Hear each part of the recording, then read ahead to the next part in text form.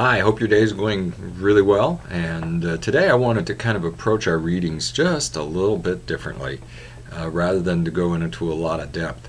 I have to tell you that as I read today's readings, the word that struck me was new. Now we know that Jesus came and ushered in a new covenant as opposed to the old covenant, the old way. But I got to the end of the reading and got to the part about the patches on the clothing and the wineskins, and I thought, new.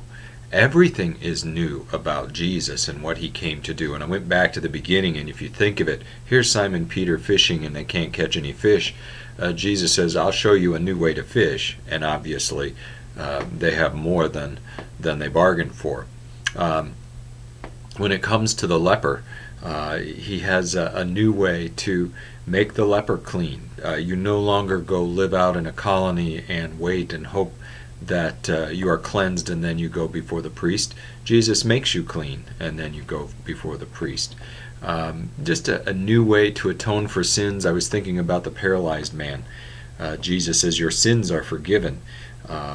Atonement used to always be you had to earn it. You had to make sacrifices. You had to fast. You had to do a number of things in order to earn the atonement or the forgiveness for whatever sin you committed. Jesus is ushering in a brand new approach here.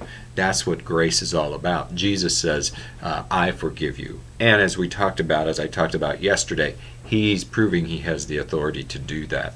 And so then, of course, it's Levi, Matthew, the tax collector. And I was thinking, so Jesus even offers a new way to make friends and influence people.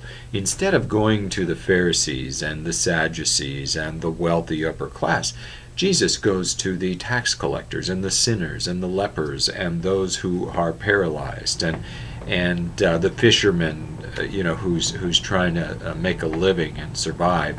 Those are the people he reaches out to, the poor, the downtrodden, and he says, come and I will take care of you. And we get to the end there, and those followers of John the Baptist are saying, well, how come your followers don't fast like we do? And it's very clear. Jesus is basically telling them, no, the old way didn't work. It hasn't worked. And you can't just patch it up and somehow now try to make it work. Jesus says, I have come and I will make all things new. This is a whole new way of operating. The Sabbath and the fasting aren't done according to rigorous regulations no matter what. The most important thing are the people and the relationship with their God.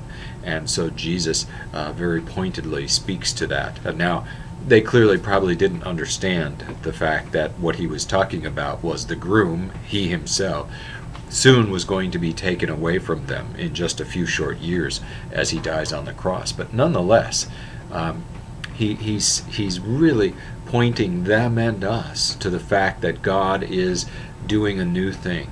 And God, just as he promised, was going to come, and the old is going to be gone, and the old ways of doing things that didn't work are gone, and the new way is this: trust and follow my Son. In him I am well pleased.